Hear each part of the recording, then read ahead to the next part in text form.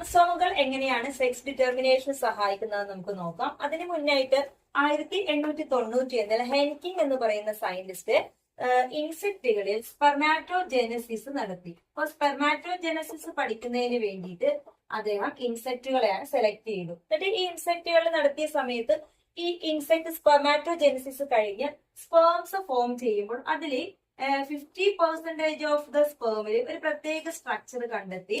എന്നാൽ മറ്റ് ഒരു സ്ട്രക്ചർ അതിൽ ഉണ്ടായിരുന്നില്ല. അപ്പൊ ഇതിൽ കണ്ടെത്തിയ ആ അൺനോൺ ആയിട്ടുള്ളതിനെ അദ്ദേഹം എക്സ് എന്നും ആ ഫാക്ടർ അല്ലാത്തതിന് അത് ആബ്സെന്റ് ആയിരുന്നു എന്നുള്ളതിനെ 0 എന്നുള്ള രീതിയിൽ അദ്ദേഹം റെപ്രസെന്റ് ചെയ്തു. അപ്പോ ഒരു ഇൻസെക്റ്റിൽ കാണപ്പെടുന്ന ഫുൾ സെറ്റ് ക്രോമസോമുകളിൽ 2 ക്രോമസോമ എന്ന് പറയുന്നത് വ്യത്യസ്തമായി അദ്ദേഹത്തിന് മനസ്സിലായി. ഈ പ്രധാനപ്പെട്ട 2 ഫാക്ടേഴ്സുകളാണ് അല്ലെങ്കിൽ ഈ ക്രോമസോമുകളാണ് ഈ ആനിമലിന്റെ സെക്സിനെ ഡിറ്റർമൈൻ ചെയ്യുന്നത്. അപ്പോ പിന്നീട് അതിനുശേഷം മനുഷ്യരിലും മറ്റ് ജീവികളിലും ഒക്കെ ഈ ക്രോമസോമുകളുടെ ഘടനയെ കുറിച്ച് കൂടുതൽ പഠിക്കുകയുണ്ടായി. അപ്പോൾ ക്രോമസോമുകൾ എങ്ങനെയാണ് സെക്സ് ഡിറ്റർമൈൻ ചെയ്യുന്നത് നമുക്ക് നോക്കാം. നമുക്കറിയാം മനുഷ്യരിലെ ക്രോമസോം സംഖ്യ എത്രയാണ്? 46 എണ്ണമാണ് അല്ലെ. നമുക്ക് ഡിപ്ലോയിഡ് ആയിട്ടുള്ളതാണ് അല്ലെ 46. ഇത് പെയേഴ്സ് ആയിട്ടാണ് കാണപ്പെടുന്നത്. അതായത് നമുക്ക് 23 പെയർ എന്ന് പറയാം അല്ലെ. അപ്പൊ ഈ 23 പെയർ നമുക്കറിയാം ഇങ്ങനെയാണ് അല്ലെ. ഫസ്റ്റ് പെയർ, സെക്കൻഡ് പെയർ, ഓരോ പർട്ടിക്കുലർ ക്യാരക്ടേഴ്സിനെയും കൺട്രോൾ ചെയ്യുന്ന ജീനുകളൊക്കെ ഇരിക്കുന്നത് ഈ ക്രോമസോമുകളിലാണ്. അങ്ങനെയുള്ള ഈ 22 ക്രോമസോം എന്ന് പറയുന്നത് ജനറൽ ആയിട്ടുള്ള ക്യാരക്ടേഴ്സിനെയൊക്കെ കൺട്രോൾ ചെയ്യുന്നതാണ്.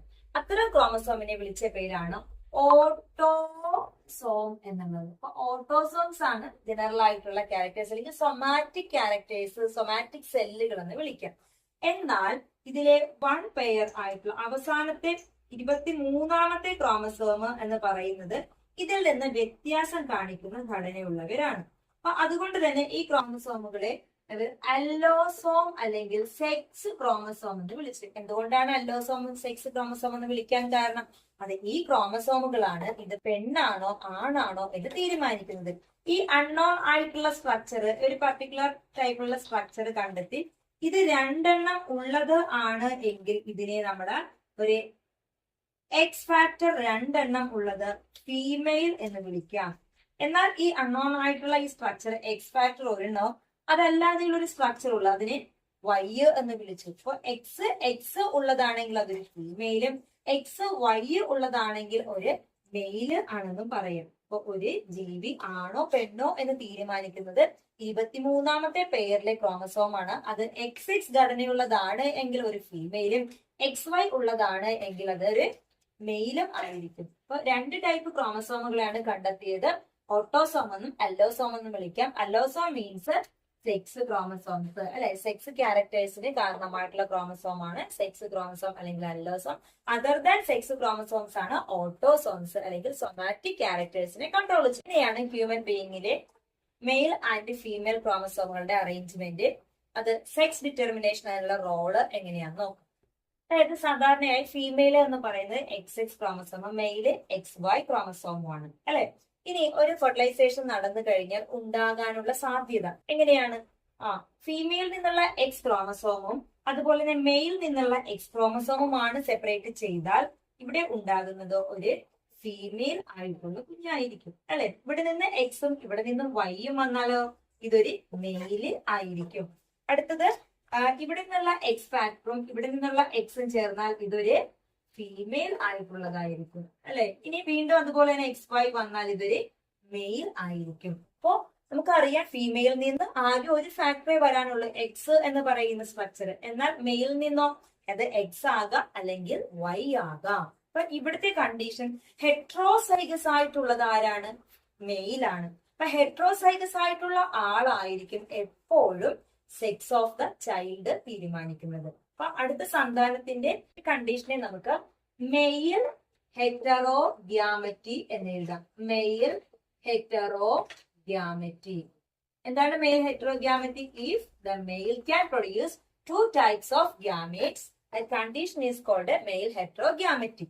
ഇവിടുത്തെ മെയിൽ ഹെറ്ററോഗ്യാമറ്റി XY ആണ് and female is. In the case of grass copper female എന്ന് പറയുന്നത് ഇതുപോലെ തന്നെ X ആണ്, മെയില് എന്ന് പറയുന്നത് X0 ആണ്. അപ്പൊ ഇവിടെ ഉണ്ടാകുന്ന കുഞ്ഞിന്റെ സെക്സ് എന്ന് പറയുന്നത് X ആണ്. അപ്പൊ ഇവിടെ നിന്ന് എക്സും ഇവിടെ നിന്ന് എക്സും വന്നാൽ അതൊരു ഫീമെയിൽ ആയിരിക്കും. ഇനി ഇവിടെ നിന്ന് ഒരു എക്സ് ഫാക്ടർ മാത്രവും ഇവിടെ നിന്ന് ഒന്നും വരുന്നില്ല എന്നുണ്ടെങ്കിൽ അത് X0 ആയിട്ടുള്ള മെയിൽ കണ്ടീഷനും ആയിരിക്കും അല്ലെ. ഫീമെയിൽസ് 2 എക്സിനെ പ്രൊഡ്യൂസ് ചെയ്യുന്നു, എന്നാൽ മെയില് ഒരു എക്സിനെ മാത്രമേ പ്രൊഡ്യൂസ് ചെയ്യുന്നുള്ളൂ. That is X0 condition. അതുകൊണ്ട് തന്നെ ഇത് മെയിൽ ഹെറ്ററോഗ്യാമറ്റിക്ക് മറ്റൊരു ഉദാഹരണമാണ്. ഇവിടെ നിന്ന് നോക്കാം, ബേർഡ്സിന്റെ chromosomal arrangement female is in condition ZW and male ZZ.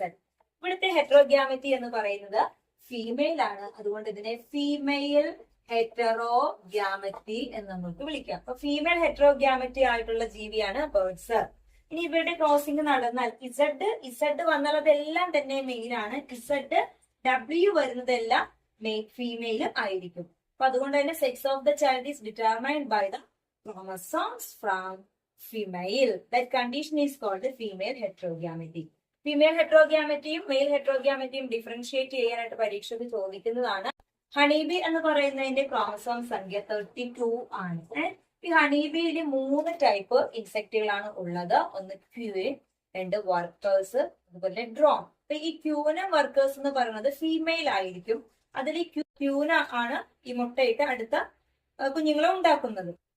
ഹണിബിയിലെ queen 2 തരത്തിലാണ് കുഞ്ഞുങ്ങളെ ഉത്പാദിപ്പിക്കുന്നത്. ഒന്ന് അതിന്റെ മെയിലുമായിട്ട് സെൽസുമായിട്ട് സ്പേമുമായിട്ട് യൂസ് ചെയ്ത് ഫെർട്ടിലൈസേഷൻ നടന്ന് കുഞ്ഞുങ്ങളെ ഉണ്ടാകും. 2 ഫെർട്ടിലൈസേഷൻ നടക്കാത്ത എഗ് അത് ഡെവലപ്പ് ചെയ്തിട്ട് കുഞ്ഞുങ്ങളായിട്ട് മാറുന്നുണ്ട്. ഫെർട്ടിലൈസേഷൻ നടക്കുന്നത് എങ്ങനെയാണ് നമുക്ക് നോക്കാം. ക്യൂനിൽ സാധാരണ 32 ക്രോമസോമുകളാണ് ഉള്ളത്. ഈ ക്യൂൻ എന്ന് പറയുന്ന ഫീമെയിൽ ആയിട്ടുള്ളത് മിയോസിസ് നടന്ന് കഴിയുമ്പോൾ എത്രയായിട്ട് മാറും? 16 എണ്ണമായിട്ട് മാറും.